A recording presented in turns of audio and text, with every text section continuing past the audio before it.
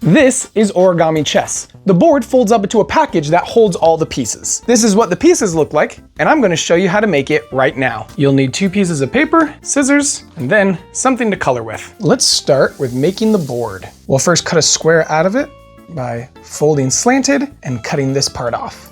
Once you cut that piece off, you'll have a square sheet of paper, and we can start dividing this into 8s. Fold it in half, then fold to the center.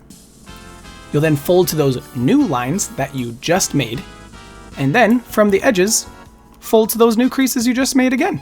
That divides it all in 8, and then we'll do the same thing going the other direction. Fold to the crease, fold to the crease on the opposite end, and then from the close edge, fold to the crease you just made.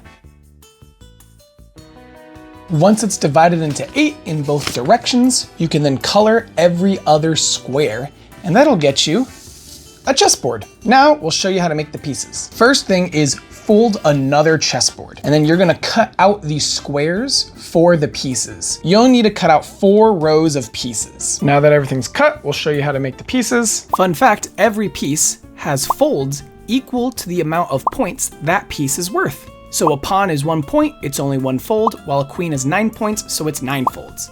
The king is just a crown. The pawn is really easy, it's just 1 fold right in the middle. The knight is also just 1 fold right in the middle, and then you're gonna fold the corners to the crease that you just made, and it kind of looks like a horse that's going like neigh and like standing on its back feet. Then's the bishop, which apparently is folded like a character named Foldy from a show that I do not know. But you'll fold it slanted, and then bring the corners near the middle. You're gonna kind of go past the middle. And you've got a bishop. Now for the rook, this one is 5 different folds.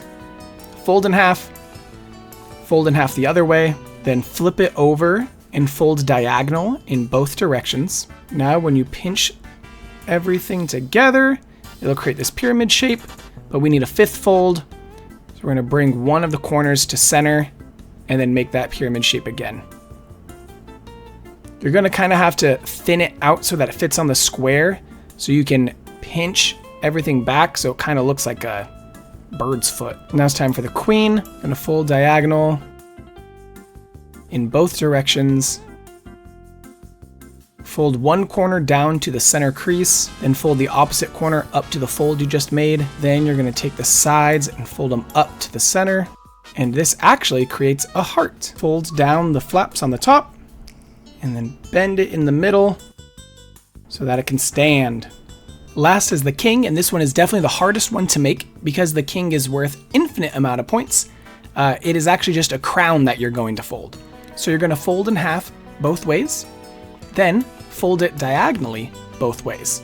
Now you'll fold all 4 corners into the center.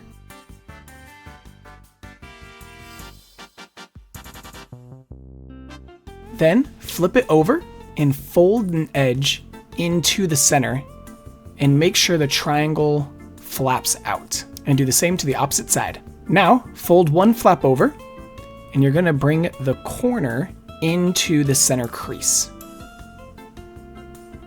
And you're gonna do this to all 4 corners. That side's done. I'll now flap both of these flaps in the other direction, and then I'll do the other 2 corners, bringing them to center. Then put both flaps back to the way they were, covering up those corners that you just folded.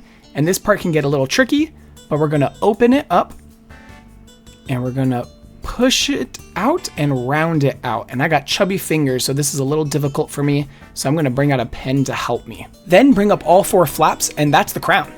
Just make enough of each piece and you'll be ready to play chess. Now the last thing I'm gonna show you is how to fold the board into a case that holds all the pieces.